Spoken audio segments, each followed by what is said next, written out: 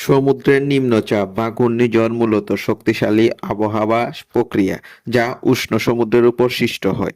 এটি তৈরি হয় যখন সমুদ্রের পানির তাপমাত্রা এবং বাতাসের চাপের পরিবর্তন ঘটে। আজকে আমরা শক্তিশালী ঘূর্ণিঝড়ের প্রক্রিয়া কিভাবে সৃষ্টি হয় তা নিয়ে বিস্তারিত আলোচনা করব। আপনি যদি আমার চ্যানেলে নতুন হয়ে থাকেন, প্লিজ চ্যানেলটি সাবস্ক্রাইব করে দিন এবং পাশে থাকা বেল আইকনে ক্লিক করে দিন। ১. উষ্ণ সমুদ্রের পানির প্রয়োজন। ঘূর্ণিঝড় তৈরির প্রধান উপাদান হলো উষ্ণ সমুদ্রের পানি।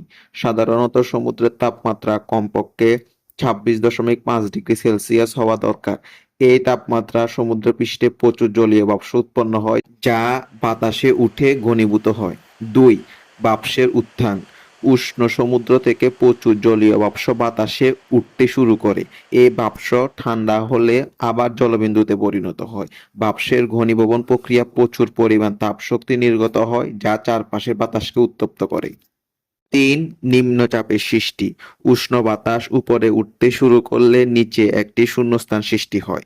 এর ফলে আশেপাশে ঠান্ডা বাতাস সেই শূন্যস্থান পূরণ করতে সেখানে ছুটে আসে। নিম্নচাপ এলাকা বাতাসের প্রবাহ বৃদ্ধি পায় এবং এটি আরও জলীয় বাষ্পকে বায়ুমণ্ডলে উঠতে সাহায্য করে। এভাবে পুরো প্রক্রিয়াটি চলতে থাকে। ৪. বায়ুচাপের পরিবর্তন ও ঘূর্ণন। সমুদ্রপৃষ্ঠের বায়ু নিম্নচাপের কেন্দ্রের দিকে বায়ু প্রভাবিত হয়। পৃথিবী ঘূর্ণনের কারণে এই বাতাসে একটি ঘূর্ণায়মান গতি সৃষ্টি হয়, যাকে কোরিওলিস প্রভাব বলা হয়। এর ফলে ঘূর্ণিঝড়ের বায়ু প্রবাহ একদিকে ঘূর্ণায়মানভাবে চলতে থাকে। ৫. শক্তি বৃদ্ধি। যত বেশি উষ্ণ সমুদ্র পৃষ্ঠ থেকে বাষ্প তৈরি হয়, তত বেশি শক্তি ঘূর্ণিঝড়ে যুক্ত হয়।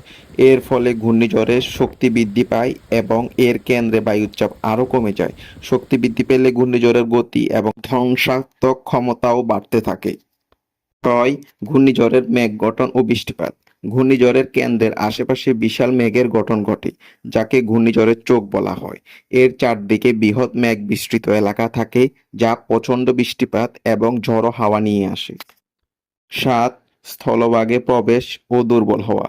যখন ঘূর্ণিঝড় স্থলভাগে প্রবেশ করে, তখন এটি ধীরে ধীরে দুর্বল হতে থাকে, কারণ স্থলভাগে এটি সমুদ্র থেকে শক্তি গ্রহণ করতে পারে না এবং স্থলভাগের বাধার কারণে ঘূর্ণিঝড় ভেঙে যেতে শুরু করে, কিন্তু স্থলভাগে প্রবেশের আগেই এটি ব্যাপক ক্ষয়ক্ষতি করে যেতে পারে। সর্বসাকুল্যে ঘূর্ণিঝড়ের ধরন। ঘূর্ণিঝড়ের বিভিন্ন ধরন রয়েছে, যেমন উপকূলবর্তী নিম্নচাপ, এটি সমুদ্রের খুব কাছাকাছি অঞ্চলে হয়।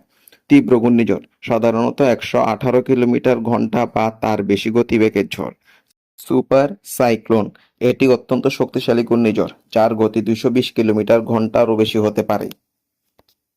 এভাবে সমুদ্রের তাপমাত্রা, বাতাসের গতি এবং বায়ুমণ্ডলের আর্দ্রতার মাধ্যমে সমুদ্রে ঘূর্ণিঝড় সৃষ্টি হয়।